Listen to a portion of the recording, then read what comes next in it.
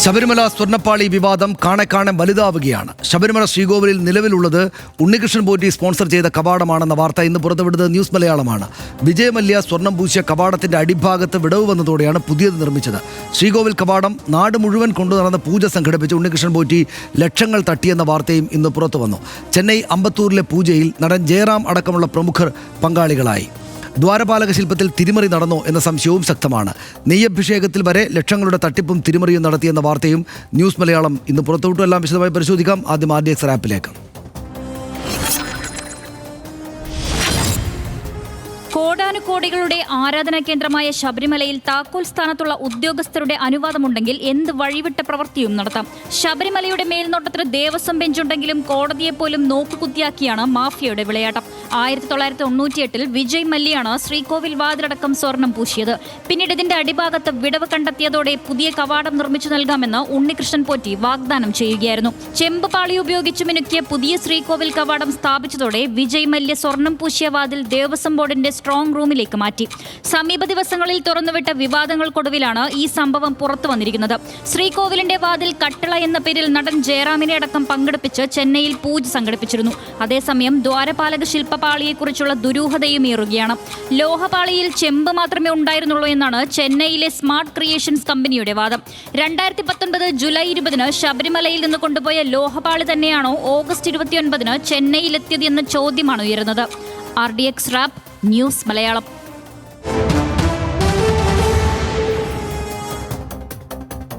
ശബരിമലയിലേക്ക് കൊണ്ടുപോകുന്ന കവാടം എന്ന് പറഞ്ഞതുകൊണ്ടാണ് പൂജയ്ക്ക് പോയത് എന്ന് ജയറാം പറഞ്ഞു. ഉണ്ണികൃഷ്ണൻ പോറ്റി തന്നെ സ്ഥിരം ബന്ധപ്പെട്ടിരുന്നുവെന്നും ജയറാം ന്യൂസ് മലയാളത്തോട് വെളിപ്പെടുത്തി. ഇത് എന്ത് നമുക്കറിയോ, ശബരിമലയ്ക്ക് കൊണ്ടുപോകുന്നൊരു സാധനമല്ലേ സ്വർണ്ണം പൂജ ആലോചിച്ചൊക്കെ ആരാണെന്ന് തൊട്ട് തൊഴാൻ ആഗ്രഹിച്ചപ്പോ അപ്പൊ അതിന്റെ ഒരു പൂജ ചെയ്യാനും കൂടി അത് ആദ്യമായിട്ട് പുറത്തിറങ്ങുന്നതിന് മുമ്പ് സന്തോഷം പോയി ചെയ്തു. അദ്ദേഹത്തെ കാണാറുണ്ട് ശബരിമലയ്ക്ക്. അല്ലാതെ അദ്ദേഹം എല്ലാ ഫംഗ്ഷനും വിളിച്ചു. എന്തോ സമൂഹ വിവാഹം അത് ഇത് പിന്നെ ഒരു മേളം നടത്താമോ എന്ന് ചോദിച്ചു വിളിച്ചിരുന്നു. സ്വർണ്ണപ്പാളികൾ സ്വർണം പൂശാൻ കൊണ്ടുപോയത് തട്ടിപ്പിന് വേണ്ടിയാണെന്ന് ശില്പി പറഞ്ഞു. 45 ദിവസത്തോളം പാളികൾ കൈവശം വെച്ചത് ദുരൂഹമാണെന്നും ശബരിമലയിൽ അയ്യപ്പ വിഗ്രഹം നിർമ്മിച്ച തട്ടാരേത്ത് കുടുംബാംഗമായ മഹേഷ് പണിക്കർ ആരോപിച്ചു. മാത്രം തുടർച്ചയായിട്ട് ഇങ്ങനെ കേടാകുന്നത് കൊണ്ട് നമുക്ക് തീർച്ചയായിട്ടും സംശയിക്കാം ഇതിൻ്റെ പുറകിൽ ആരെങ്കിലും അത് കൊണ്ടുപോകാൻ വേണ്ടി കേടാക്കിയിട്ടുള്ളതാണ്, തട്ടിയെടുക്കാൻ വേണ്ടി. ഈ ലോഹഭാഗത്തിന് ശബരിമലയുടെ ആരാധനാ രീതികളുമായിട്ടൊക്കെ ബന്ധപ്പെട്ട് വളരെയധികം വിശ്വാസപരമായിട്ട് ആചാരങ്ങൾപരമായിട്ട് ഒക്കെ അതിന് വളരെ ബന്ധമുണ്ട്. അപ്പം ആ ചൈതന്യത്തെ നശിപ്പിക്കാൻ വേണ്ടി ചെയ്യുന്ന ചില ഗൂഢശ്രമങ്ങൾ ഇതിൻ്റെ പുറകിലുണ്ട്. ശബരിമലയിലെ നടപടികൾ സുതാര്യമല്ല എന്ന് പ്രതിപക്ഷ നേതാവ് VD സതീശൻ പറഞ്ഞു. ദേവസ്വം ബോർഡ് പ്രസിഡന്റ് അടക്കം രാജിവെച്ച് പുറത്തു പോകണമെന്നും പ്രതിപക്ഷ നേതാവ് ആവശ്യപ്പെട്ടു. കളവ് നടന്നിട്ടുണ്ട് എന്നത് വ്യക്തമാണ്. സുതാര്യത ഇല്ലാതെയാണ് ഇത് ചെയ്തിരിക്കുന്നത് എന്ന് ക്ലിയറാണ്. ഈ ഇടനിലക്കാരനെ കൂട്ടുപിടിച്ച് ശബരിമലയിലെ സ്വർണം കവർച്ച ചെയ്യാൻ ഇവരെല്ലാം അറിഞ്ഞുകൊണ്ട് കൂട്ടിയെന്നു. ദേവസ്വം ബോർഡ് പ്രസിഡന്റൊക്കെ ഉടനെ രാജിവെച്ച് പോകേണ്ടതാണ്. 1 മാസവും 9 ദിവസവും കഴിഞ്ഞ് 39-40 ദിവസം കഴിഞ്ഞതിന് ശേഷമാണ് ഇത് ചെന്നൈയിൽ എത്തിച്ചത്. അപ്പോൾ 39 ദിവസം എവിടെയായിരുന്നു സാധനം? ഉദ്യോഗസ്ഥരുടെ തലയിലിട്ട് രക്ഷപ്പെടാനാണ് സർക്കാരും ദേവസ്വം ബോർഡും ശ്രമിക്കുന്നത് എന്ന് BJP നേതാവ് V മുരളീധരൻ പറഞ്ഞു. ശബരിമല ശ്രീകോവിലിനെ വിറ്റ് ചരക്കാക്കാനുള്ള ശ്രമമാണ് നടത്തിയത്. ഉണ്ണികൃഷ്ണൻ പോറ്റിക്ക് ഒത്താശ നൽകിയത് ആരാണെന്നും മുരളീധരൻ ചോദിച്ചു. 2019 കാലഘട്ടത്തിൽ ദേവസ്വം ബോർഡിൻ്റെ പ്രസിഡന്റായിരുന്ന പത്മകുമാർ ആണെങ്കിലും അന്നത്തെ മന്ത്രിയായിരുന്ന കടകംപള്ളി സുരേന്ദ്രനാണെങ്കിലും അവർക്ക് രണ്ടുപേർക്കും ഈ ഉത്തരവാദിത്തത്തിൽ നിന്ന് ഒഴിഞ്ഞു മാറാനാകില്ല. ശബരിമല ശ്രീകോവിലിനെ വിറ്റ് ചരക്കാക്കാൻ വേണ്ടിയിട്ടുള്ള ശ്രമമാണ് പിണറായി സർക്കാർ ആ കാലത്ത് നടത്തിയത്. ശബരിമലയുടെ ചില്ലിക്കാശ് ഇടതുപക്ഷത്തിന് വേണ്ട എന്ന് CPIM സംസ്ഥാന സെക്രട്ടറി MB ഗോവിന്ദൻ ഇന്ന് പറഞ്ഞു. ക്രമക്കേട് നടന്നിട്ടുണ്ടെങ്കിൽ ഒരാളെയും സംരക്ഷിക്കില്ല എന്നും അദ്ദേഹം വ്യക്തമാക്കി. ആരാണോ ഇതിൻ്റെ ഉത്തരവാദികൾ എന്നുള്ളവരെ കണ്ടെത്തുന്നതിന് വേണ്ടിയുള്ള ഫലപ്രദമായ അന്വേഷണം നടക്കട്ടെ എന്നാണ് CPIMൻ്റെ അഭിപ്രായം.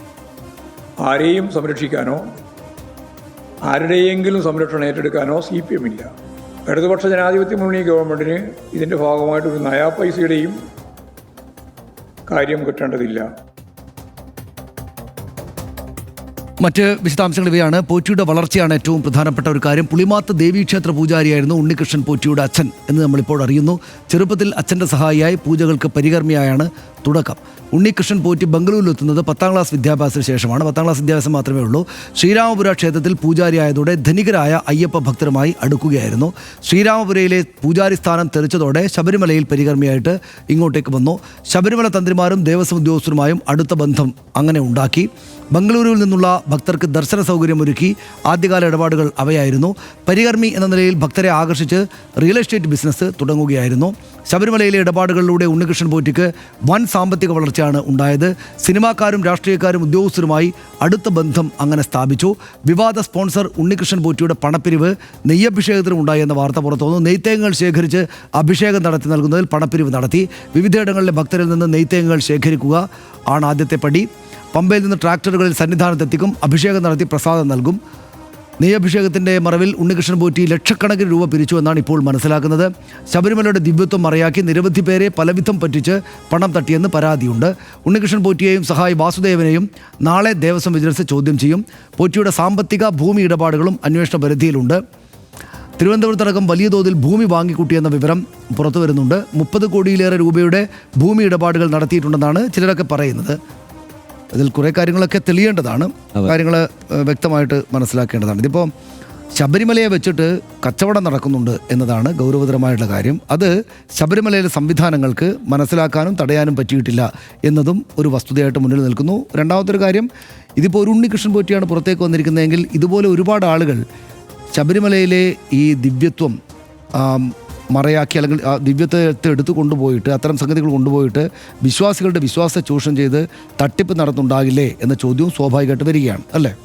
തീർച്ചയായും ഇത്തരത്തിലുള്ള തട്ടിപ്പുകാർ എല്ലാ ദേവാലയങ്ങളോടും ബന്ധപ്പെട്ട് ഉണ്ട് എന്നുള്ളത് വാസ്തവമാണ്. ഇവിടെ ഈ വിഷയം പുറത്തു വരുന്നത് ഈ ഉണ്ണികൃഷ്ണൻ പോറ്റിയുടെ ഒരു ഇടപെടൽ കൂടിക്കൊണ്ടാണ് എന്നുള്ളതാണ് അതിലെ കൗതുകം. അയാൾ എന്താണ് ആ ഘട്ടത്തിൽ ഉദ്ദേശിച്ചിരുന്നത് എന്നുള്ളത് ഇനിയിപ്പോൾ അന്വേഷണത്തിലൊക്കെ തെളിയേണ്ടതാണ്. എന്നിരുന്നാലും ഈ സ്വാഭാവികമായും ഒരു അന്വേഷണം നടക്കുന്ന അല്ലെങ്കിൽ ഒരു പരാതി ഉയരുന്ന ഘട്ടത്തിൽ ഉണ്ണികൃഷ്ണൻ പോറ്റിയുടെ മെയിലുകളും ഉണ്ണികൃഷ്ണൻ പോറ്റിയുടെ തന്നെ നിലപാടും ഒക്കെയാണ് കോടതിയിലെത്തുന്നത്. അപ്പോൾ കോടതി അവിടെ നിന്നാണ് ഈ അന്വേഷണത്തിലേക്ക് കൂടുതൽ ഊർജ്ജസ്വലതയോടെ കോടതി കടക്കാനും തീരുമാനിക്കുന്നത്. ഇപ്പോൾ ഇതിൽ എനിക്ക് കഴിഞ്ഞ ദിവസത്തെ ദേവസ്വം ബോർഡ് പ്രസിഡന്റിൻ്റെ നിലപാട് ശ്രദ്ധേയമായി തോന്നി. അതായത് 2019 ഇത് കൊണ്ടുപോയതിൽ ചില വീഴ്ചകൾ സംഭവിച്ചിട്ടുണ്ട് എന്ന് തന്നെ ദേവസ്വം ബോർഡ് പ്രസിഡന്റ് പറയുന്നുണ്ട്. സ്വാഭാവികമായും ഇതിൻ്റെ എല്ലാം ഉത്തരവാദിത്വം ഇപ്പോഴത്തെ ദേവസ്വം ബോർഡിൻ്റെ തലയിലേക്ക് എത്തുന്നതിന് പകരമാണ്, അല്ലെങ്കിൽ ഇപ്പോഴത്തെ ദേവസ്വം ബോർഡിലേക്ക് എത്തരുത് എന്നതുകൊണ്ടുകൂടിയായിരിക്കണമല്ലോ അദ്ദേഹം അത് പറഞ്ഞിട്ടുണ്ടാവുക. 2019 ചില വീഴ്ചകൾ സംഭവിച്ചിട്ടുണ്ട് എന്ന് അദ്ദേഹം സ്ഥിരീകരിക്കുന്നു. അതിനോട് ദേവസ്വം മന്ത്രിയായിരുന്ന ജി സുധാകരൻ്റെ പ്രതികരണം കൂടിയാണ് എനിക്ക് ഏറെ കൗതുകകരമായി തോന്നിയത്. അദ്ദേഹം പറയുന്നത് എന്തെങ്കിലുമൊക്കെ പറയരുത്, അത് പ്രസ്ഥാനത്തിന് കുഴപ്പമുണ്ടാക്കും, ഈ പ്രസ്ഥാനത്തേക്ക് വന്നതുകൊണ്ടാണ് താങ്കൾക്ക് സ്ഥാനം കിട്ടിയത് എന്ന് ജി സുധാകരൻ കൂടി പറഞ്ഞു വയ്ക്കുന്നു. അതായത് ഒരു പ്രശ്നമുണ്ടായിട്ടുണ്ട് എന്നത് അവിടെ സ്ഥിരീകരിക്കപ്പെടുകയോ അതൊരാരോപണ സ്വഭാവത്തിലാണ് ദേവസ്വം ബോർഡ് പ്രസിഡന്റ് പറഞ്ഞത് എന്ന് ജി സുധാകരന് തോന്നുകയോ ചെയ്യുന്ന ഒരു സാഹചര്യം എന്തായാലും ഉണ്ടായിരിക്കുന്നു. അങ്ങനെയാണെങ്കിൽ അത് 2019 കാര്യമാണ്. 2019 എന്തായാലും നടപടിക്രമങ്ങൾ കൃത്യമായി പാലിക്കപ്പെട്ടിട്ടില്ല എന്നത് ആർക്കും മനസ്സിലാക്കാവുന്ന സംഗതിയുമാണ്. കൃത്യമായി ഇതിൻ്റെ രേഖകളില്ല, കൊണ്ടുപോയ മഹസറില്ല, ഇതൊന്നുമില്ല എന്നാണല്ലോ ഇപ്പോൾ നമുക്ക് മുന്നിലുള്ള വിവരങ്ങളിൽ നിന്ന് മനസ്സിലാക്കാൻ കഴിയുക. അല്ലെങ്കിൽ അതൊക്കെ ഇനി കോടതിയുടെ മുന്നിലെത്തണം. പിന്നെ അന്വേഷണം എന്തായാലും അതീവ രഹസ്യമായി നീങ്ങുന്നത് കൊണ്ട് തന്നെ കൃത്യമായി ആ കാര്യത്തിലൊരു വ്യക്തതയിലേക്ക് നമുക്ക് എത്താൻ കഴിയുന്നുമില്ല. എന്തായാലും ഈ സ്വർണ്ണപ്പാളികൾ എന്ന് വിശേഷിപ്പിക്കപ്പെടുന്ന ഈ പാളികൾ അത് സ്വർണ്ണമാണെങ്കിലും അല്ലെങ്കിലും നമ്മൾ പലയാവർത്തി ഇവിടെ പറഞ്ഞതാണ്, അതിന് സവിശേഷമായ ഒരു മൂല്യമുണ്ട് വിശ്വാസികൾക്ക് മുന്നിൽ. അതിന് ഏറ്റവും കൃത്യമായ തെളിവ് ഇന്ന് പുറത്തു വന്ന വാർത്തകളൊക്കെ തന്നെയാണ്. പ്രത്യേകിച്ച് ഇന്ന് ഈ നടൻ ജയറാമടക്കം ഈ പരിപാടിയിൽ പങ്കെടുത്തുകൊണ്ട് ആ പൂജാ പരിപാടികളിൽ പങ്കെടുത്തുകൊണ്ട് നിൽക്കുന്നതിൻ്റെ ദൃശ്യങ്ങൾ നമ്മൾ പുറത്തുവിട്ടു. അത് ഉണ്ണികൃഷ്ണൻ പോറ്റിയാണ് അവിടെ കൊണ്ടുപോയി ആ പരിപാടി സംഘടിപ്പിച്ചിരിക്കുന്നത്. ഇതിൻ്റെ കവാടമടക്കം കൊണ്ടുപോയി ആ പരിപാടി സംഘടിപ്പിച്ചിരിക്കുന്നത്. ഈ ഉണ്ണികൃഷ്ണൻ പോറ്റി ഇത് പല സ്ഥലത്തും ഈ പൂജാ പരിപാടികൾ നടത്തിയിട്ടുണ്ട് എന്നുള്ളത് കൂടുതൽ വ്യക്തമായി നമുക്ക് മുന്നിലേക്ക് ഇന്ന് തെളിവുകളോടെ വന്നു. അപ്പോൾ മനസ്സിലാക്കേണ്ടത് ഇന്നിപ്പോൾ 35 ലക്ഷം രൂപ ഇതുമായി ബന്ധപ്പെട്ടൊരു വ്യവസായിയുടെ കയ്യിൽ നിന്ന് വാങ്ങിയിട്ടുണ്ട് ഉണ്ണികൃഷ്ണൻ പോറ്റി എന്നുള്ള വാർത്തകൾ വന്നു. അപ്പോൾ ഞാൻ ആദ്യ ദിവസം തന്നെ നമ്മളൊരു ചർച്ചയിൽ ഞാൻ പറഞ്ഞൊരു കാര്യമുണ്ടല്ലോ സനീഷ്, ഇതിനകത്ത് പോയ സ്വർണത്തിൻ്റെ മൂല്യം എന്നതിലാണ് എല്ലാവരും രാഷ്ട്രീയ നേതാക്കളെല്ലാം നിന്നത്. അതല്ല യഥാർത്ഥത്തിൽ ഇവിടെ പ്രശ്നം. അതിനേക്കാൾ ഗുരുതരമാണ് പ്രശ്നം. കാരണം സ്വർണത്തിൻ്റെ മൂല്യത്തിലേക്ക് മാത്രം ഇത് ഒതുങ്ങിയാൽ ആ മൂല്യം എന്ന് പറയുന്നത് വളരെ പരിമിതമായ സംഗതിയാണ്. അതായത് ചിലപ്പോൾ അത് 3 ഗ്രാമിൽ ഒതുങ്ങാം, അല്ല 3 പവനിൽ ഒതുങ്ങാം, അല്ലെങ്കിൽ 49 പവനിൽ ഒതുങ്ങാം. അതിനപ്പുറത്താണ് നഷ്ടപ്പെട്ട അല്ലെങ്കിൽ അവിടെ നടന്ന തട്ടിപ്പിൻ്റെ വ്യാപ്തി എന്ന് തന്നെ വേണം മനസ്സിലാക്കാൻ. കാരണം ഇപ്പോൾ 49 പവൻ ഏറ്റവും കൂടുതൽ തുക നമ്മളിപ്പോൾ കണക്കാക്കിയാൽ പോലും എത്രയാണ്, 49 ലക്ഷം രൂപയായെന്ന് കൂട്ടിക്കോളൂ. ഒരൊറ്റ വ്യക്തിയിൽ നിന്ന് 35 ലക്ഷം രൂപ ഈ ഇനത്തിൽ വാങ്ങിയിട്ടുണ്ട് ഉണ്ണികൃഷ്ണൻ പോറ്റി എന്നുള്ള വാർത്തയാണല്ലോ ഇപ്പോൾ പുറത്തു വരുന്നത്. അപ്പോൾ അങ്ങനെയാകുമ്പോൾ സ്വാഭാവികമായും വിശ്വാസിയെ സംബന്ധിച്ചിടത്തോളം നമുക്കറിയാം ശബരിമലയിൽ എത്ര കോടാനുകോടിയാണ് ഓരോ വർഷവും വിശ്വാസികൾ കൊണ്ടുവരുന്നത്, അവിടേക്ക് സംഭാവനയായി കാണിക്കയായി നൽകുന്നത്. അപ്പോൾ വിശ്വാസിയെ സംബന്ധിച്ചിടത്തോളം ഇത് വളരെ പരമപ്രധാനമായ സംഗതിയാണ്. എൻ്റെ അടയാളമുള്ള ഒരു അല്ലെങ്കിൽ എൻ്റെ കൂടി പങ്കാളിത്തമുള്ള ഒരു കവാടമാണായിരിക്കുന്നത് എന്ന് ഒരു വിശ്വാസിക്ക് തോന്നിയാൽ അത് ഒരു കച്ചവട സാധ്യതയായാണ് ഒരുപക്ഷെ ഈ ഉണ്ണികൃഷ്ണൻ നമ്പൂതിരിയെ പോലെയുള്ളവർ കണ്ടിട്ടുള്ളതെങ്കിലോ തെളിയേണ്ടതാണ്. അതുകൊണ്ടാണ് അത് അങ്ങനെ കണ്ടിട്ടുണ്ടെങ്കിലോ എന്തായാലും അവിടെ പിരിവ് നടന്നിട്ടുണ്ടെന്നുള്ളത് വാസ്തവമാണ്. അത് മറ്റൊന്ന്, ഈ അയ്യപ്പനോട് ഇത്രയും ചേർന്നിരിക്കുന്ന അല്ലെങ്കിൽ അയ്യപ്പൻ്റെ ദ്വാരപാലകരെ തന്നെ എൻ്റെ വീട്ടിലേക്കോ എൻ്റെ പരിസരത്തേക്കോ എത്തിക്കുന്നു, എനിക്ക് അവരെ തൊട്ടു തൊഴുത് പ്രാർത്ഥിക്കാനുള്ള ഒരവസരം കിട്ടുന്നു, അതിന് ഞാൻ എന്തും മുടക്കാൻ തയ്യാറാണ് എന്ന് കരുതിയിരിക്കുന്നവർ എത്രയോ പേരുണ്ട്. അപ്പോൾ അങ്ങനെ പണം മുടക്കിയിട്ടുള്ളവരുണ്ടാവാം. ഇതെല്ലാം അങ്ങനെ ഒരു ധനസമ്പാദനത്തിനുള്ള മാർഗമായി. ഇതൊക്കെ തന്നെയാണല്ലോ ഈ അമ്പലം വിഴുങ്ങികൾ എന്ന് ഇത്തരത്തിൽ പലരെയും വിളിക്കുന്നതിന് കാരണം എന്താണ്? അവിടെ വരുന്ന കാണിക്കയിൽ വരുന്ന പൈസ വാരിക്കൊണ്ട് പോയിട്ടല്ല.